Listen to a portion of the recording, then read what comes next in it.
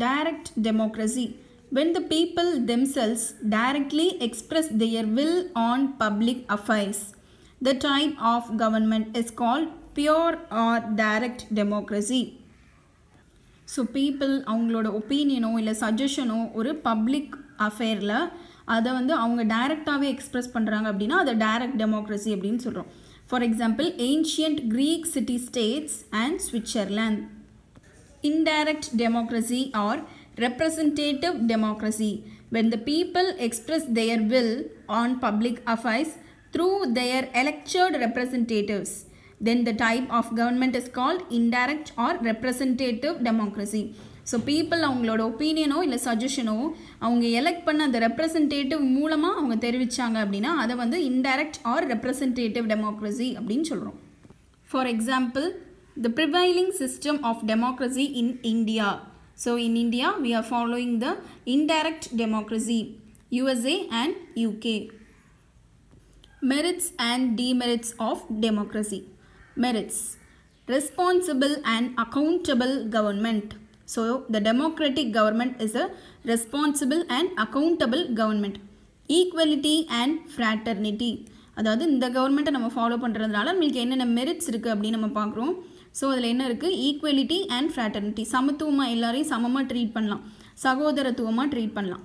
Sense of responsibility among common people. So காமனாக இருக்க எல்லா பீப்புளுக்குமே வந்து ஒரு ரெஸ்பான்சிபிலிட்டி இருக்கும் இல்லையா? ஏன்னா அவங்க வந்து ஒரு கரெக்டான பர்சனை அவங்க ரெப்ரசன்டேட்டிவாக அவங்க எலெக்ட் பண்ணணும். Local self government. Development and prosperity for all.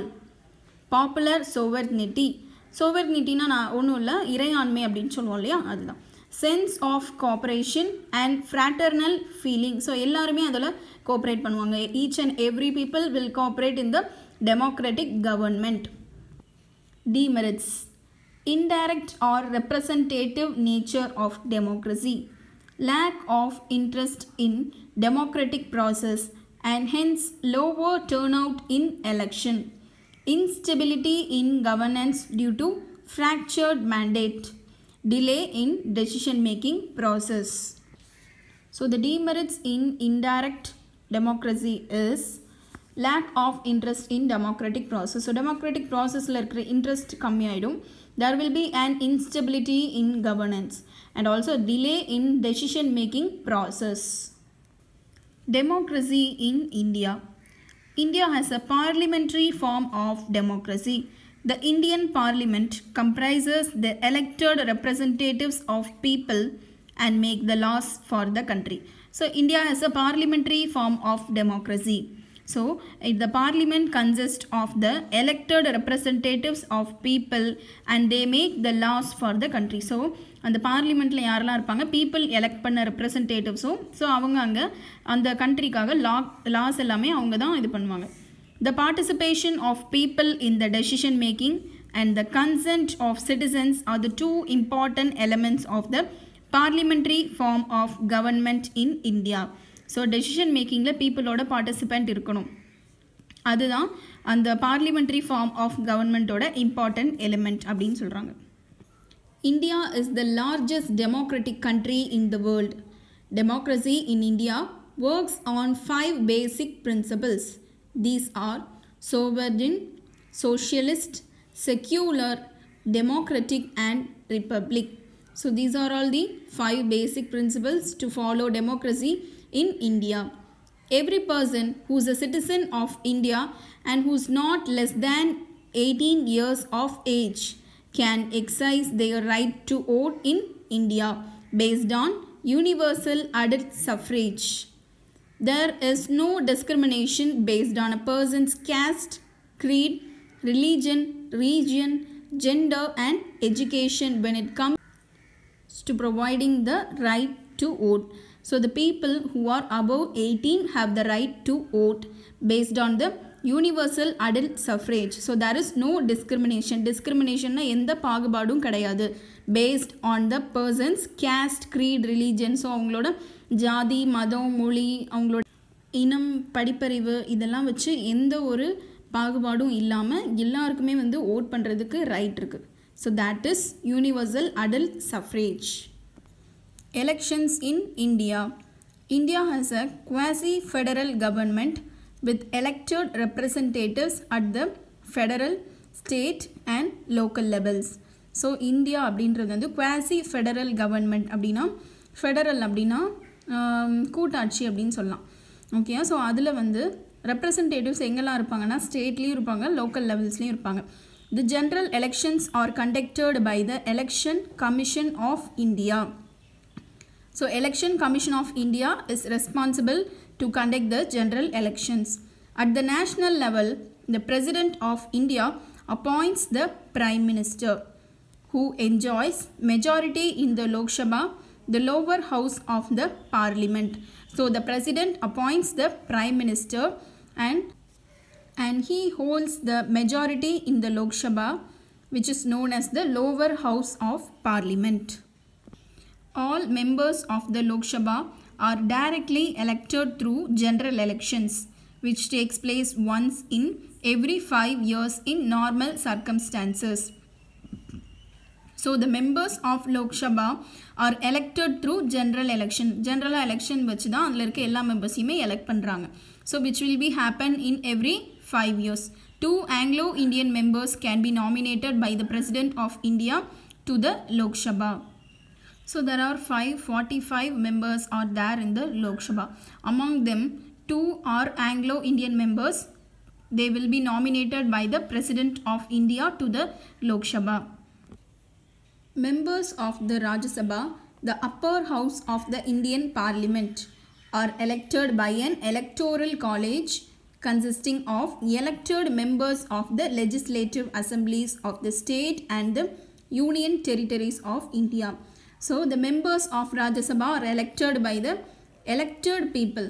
So members Rajya Sabha மெம்பர்ஸ்லாம் எப்படி எலெக்ட் பண்ணுறாங்க அப்படின்னா நம்ம எம்எல்ஏஸ் அவங்களாம் தான் அவங்கள வந்து எலெக்ட் பண்ணுவாங்க. The President of India nominates 12 members for their contributions to art, literature, science and social services. So Rajya Sabha consists of 250 members. Among them 12 members are elected by the President. So எப்படி அவங்கள வந்து 12 members elect பண்ணுவாங்க அப்படின்னா art, literature, science and social service இந்த மாதிரி டிபார்ட்மெண்ட்ஸில் நல்ல experience and நாலேஜில் இருக்க 12 மெம்பர்ஸை ராஜ்யசபா மெம்பராக பிரசிடென்ட் எலெக்ட் பண்ணுவாங்க. The first elections in democratic India. General elections to the first Lok Sabha since independence were held in India between 25 October 1951 and 21 February 1952. The Indian National Congress emerged victorious by winning 364 of the 489 seats. Jawaharlal Nehru became the first democratically elected Prime Minister of the country. So the Indian National Congress அவங்க win பண்ணியிருக்காங்க. எவ்வளோ 489 பிளேசஸில் 364 பிளேசஸில் win பண்ணியிருக்காங்க. So Jawaharlal Nehru became the first Prime Minister of the independent India. British India General Election 1920. General elections were held in British India in 1920 to elect members to the Imperial Legislative Council and the Provincial Councils. They were the first elections in the country's history. So British India elections held in the year of 1920. Major challenges to Indian democracy. Democracy is the dominant form of government in the contemporary world. It has not faced a serious challenge or a rival so far.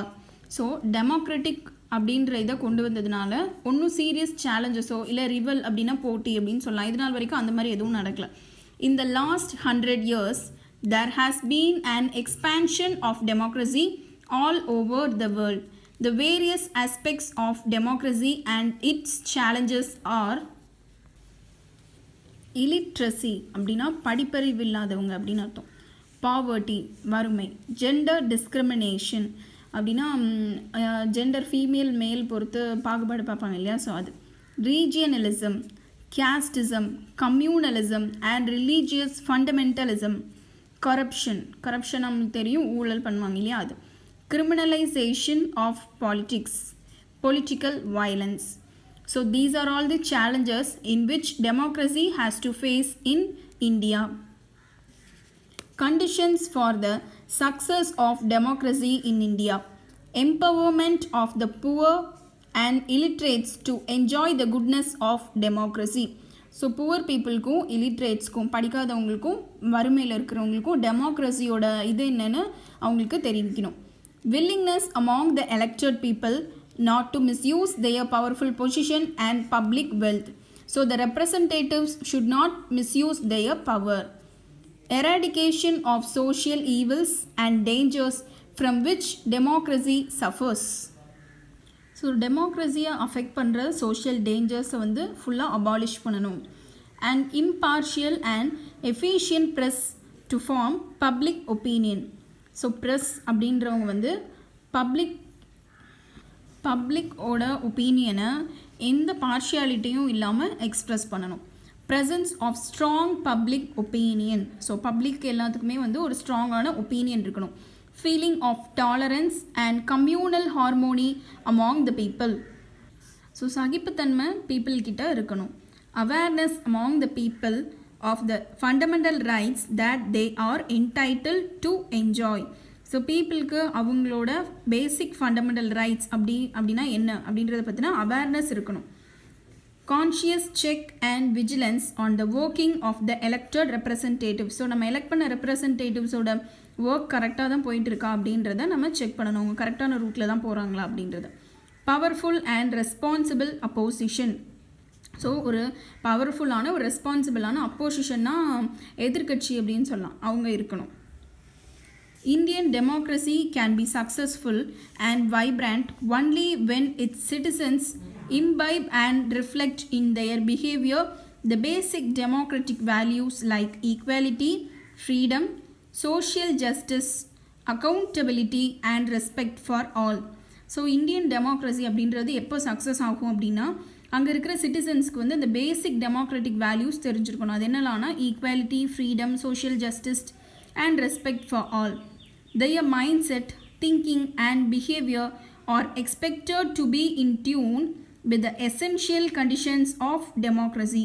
So உங்களோட mind set, அவங்களோட thinking, behaviour எல்லாமே வந்து அந்த essential conditions of டெமோக்ரஸியோட ரூட்லேயே போகணும் அப்படின்னு சொல்கிறாங்க. They have to appreciate the opportunities for their desired roles like participation, making the system accountable, fulfilling obligations and playing proactive roles to actualize the goals of democracy.